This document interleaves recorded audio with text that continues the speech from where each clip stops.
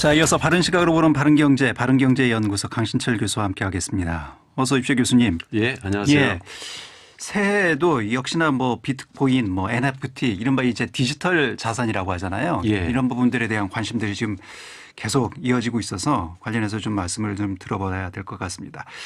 뭐 저희가 몇 차례 좀 이 내용을 다루긴 했습니다만, 이제 블록체인이 이게 이제 비트코인 네. 그리고 뭐 NFT 다 같이 수용할 수 있는, 포용할 수 있는 그런 이제 포괄적 개념이지 않겠습니까? 맞습니다. 예. 그러니까 여기서 블록이라는 게 컴퓨터에서 자료를 표현하는 디지털 단위, 즉 1과 0으로 표현된 데이터를 묶어놓은 걸 말하는 것이고, 예. 체인은 사슬이라는 뜻이기 때문에 이제 블록체인은 서로 관련이 있는 데이터 블록을 하나의 고리처럼 연결해 놓은 것을 말합니다. 예. 그러니까 이제 비트코인은 하나의 이제 블록체인의 개념 네. 일부분을 지금 한 상품. 예, 이렇게 좀 보면 될 것 같고요. 뭐 예. 비트코인과 이 뭐 블록체인을 이제 동일시하는 이런 또 생각을 갖고 계신 분들이 있는데 블록체인이 더 큰 개념이다. 네. 옛날에 그 조미료의 대명사가 미원이 기억하세요? 그렇죠. 일반 조미료도 다 미원이라고 불렀거든요. 예. 그것처럼 그냥 모든 이 블록체인의 그 응용 기술을 갖다가 이제 비트코인을 대명사처럼 사용하고 있는 거죠. 예. 그 비트코인을 또 암호화폐 이렇게도 부르지 않습니까? 예. 그러니까 어떤 제품이나 서비스를 사고 파는 과정에서 발생하는 거래 내역을 네트워크상에서 여러 컴퓨터에 나누어서 이제 데이터 블록으로 저장을 해놓고 네트워크에 참여하고 있는 사용자들의 50% 이상의 동의를 얻어서 디지털 장부의 그 진짜인지 가짜인지 여부를 그 보증하는 시스템을 이제 블록체인 시스템이라고 하는 건데, 그 네트워크상에서 있는 여러 컴퓨터 가운데 가장 먼저 암호를 풀고 원본 블록을 다시 만든 사람한테 수고비로 지급하는 돈을 암호화폐라고 합니다. 예.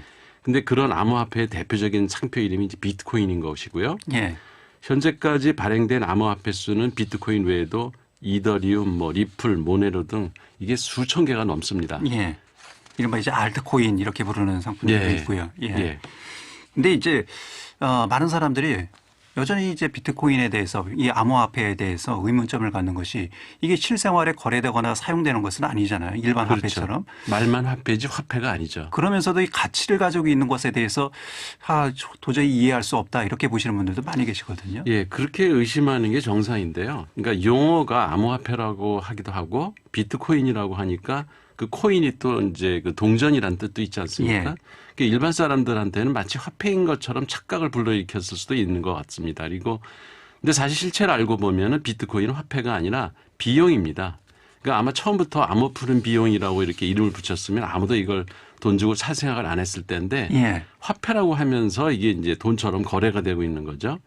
그러니까 우리가 보통 화폐라고 하면은 뭐 사회 시간에 우리가 다 배웠지 않습니까? 유통이 돼야 되고 지불 수단으로서 가치가 보장이 돼야 되고. 그렇죠. 예. 그래서 이제 원화나 달러 등이 대표적인 진짜 화폐죠. 우리나라 한국은행이 화폐를 발행하고 그 가치를 국가가 보존하기 때문에 원화가 이제 화폐 유통이 되는 거고, 마찬가지로 미 달러도 FRB가 발행을 하고 가치를 미국이라는 강대국이 보증을 하기 때문에 전 세계적으로 유통이 되고 있는 거거든요.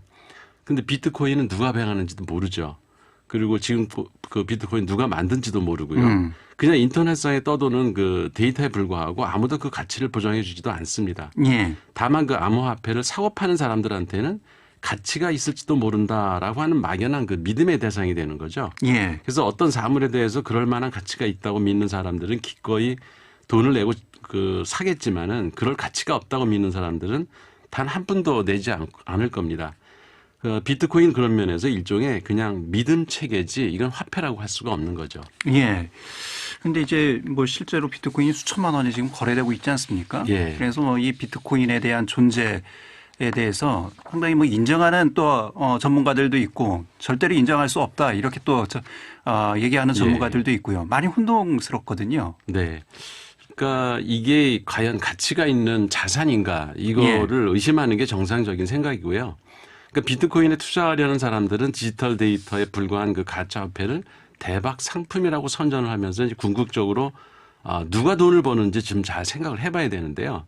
비트코인 열풍으로 특수를 누리는 업체들은 첫 번째가 대형 그 채굴 업체들이요. 그다음에 둘째가 컴퓨터 부품 제조업체. 이 비트코인 때문에 엄청나게 많은 컴퓨터를 파는 그 컴퓨터 업체들이 있습니다. 그리고 세 번째가 이제 업비트나 그 빗썸과 같은 그 중개업소들이죠. 그리고 운 좋게 개미 투기꾼들 가운데 돈을 버는 거 가끔 있긴 합니다. 근데 이제 현명한 투자를 하면은 이들 그 채굴 업체나 컴퓨터 업체, 중개소 이 등 뒤에서 버티고 있는 금융 자본가들이 누구인지 눈여겨봐야 됩니다. 어떤 면에서 비트코인을 비롯한 암호화폐 시장은 일반인들이 잘 알아듣기도 힘든 블록체인이라는 첨단 정보 기술을 대자본가들이 그럴듯하게 포장을 해서 일확천금을 노리는 그 개미 투자가들의 재산을 착취하기 위한 사기처럼 지금 변질된 상황이거든요. 예. 그래서 비트코인의 실체를 알면 여기에 투자한다는 것은 돈 넣고 돈 먹기 식의 일종의 도박에 불과하다는 것을 알 수 있습니다. 예. 하지만 이제 이 뭐 암호화폐를 인정할 것이냐 말 것이냐 뭐 여러 가지 이제 논란은 지속될 수밖에 없을 것 같습니다만 현재 존재하고 있는 실체를 눈 가린다고 없다고 할 수 있겠느냐 뭐 또 이렇게 이재명 후보가 또 이런 취지의 말을 했거든요. 네네. 예. 글쎄요. 이거 뭐 암호화폐도 일반 주식 투자하고 똑같은 개념으로 봐야 되는 것이 아니냐 이렇게 보는 분들도 계십니다. 근데 사실 전혀 다릅니다. 예. 그러니까 주식은 기업 활동에 필요한 자본을 조달하는 수단이기 때문에 기업이 경영 활동을 할 수 있도록 도움을 주는 것이고 경제에도 긍정적인 영향을 미칩니다.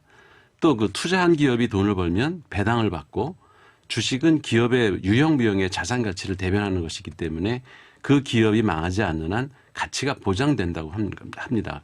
하지만 암호화폐를 사고 파는 거는 기업의 아무 활동에 도움을 주는 것도 없고요. 그냥 도박판에 판돈 깔아놓고 운 좋은 사람이 돈 따가는 것 이외에는 국가 경제에 도움이 되는 것도 없습니다.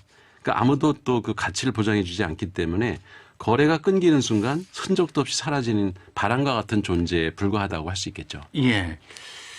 그 암호화폐에 대한 여러 가지 논란도 있습니다만 최근에는 그 NFT에 대한 또 이 새로운 개념이 등장을 해서요. 예. 예. 이에 대한 또 논란도 있는 것 같거든요. 그게 non-fungible 토큰의 약자인데요. 그 대체 불가 토큰이라고 보통 부르죠. 예. 그러니까 NFT는 블록체인 기술을 활용해서 특정 자산에 대한 소유권이나 그 거래 이력 등의 자료를 데이터 블록에 저장하고 고유한 인식값을 부여하는 기술인데요.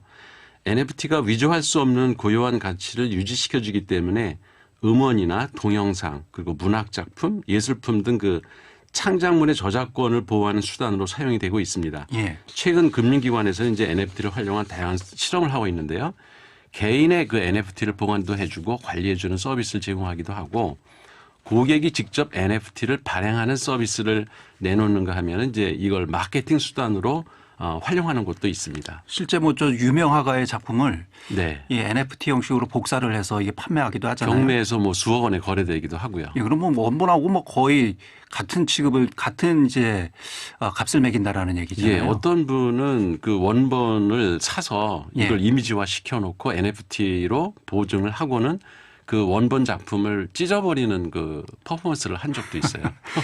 그럼 이 NFT는 또 어떻게 이해를 해야 됩니까? 이것도 뭐 허구적 자산으로 허구적 가치가 있는 자산으로 봐야 되는 건지 아니면 실질적 가치가 있는 자산으로 인정을 해야 되는 것인지. 이거는 암호화폐하고는 좀 다릅니다. 그렇습니까? 실질적 가치가 있다고 우리가 봐야 되죠. 예. 그러니까 NFT는 원창작자의 작품이 그 안에 들어있기 때문에 분명한 가치를 지닌 자산입니다. 그러니까 지금 미술품이 주로 NFT로 거래되고 있지만은 음악이나 그 문학 작품과 같은 창작물의 저작권을 보호할 수 있는 기능도 있고요. 예. 집문서나 그 자격증, 뭐 증명서, 보증서 이런 다양한 자료를 변조할 수 없게 보관할 수 있어서 그 활용 범위가 사실 무궁무진합니다. 그러니까 한마디로 암호화폐는 허구적 교환 가치밖에 없는 투기 수단이지만 NFT는 실질적인 사용 가치가 있는 디지털 자산이라고 할 수 있습니다. 글쎄요, 뭐 디지털이라는 것이 이제 무한적으로 복사가 가능하다라는 그런 의미가 있는 거잖아요. 근데 이 이제 NFT로 그 무한 복제를 못하게 하는 암호를 걸기 때문에 그래서 가치를 보존할 수 있다는 거죠.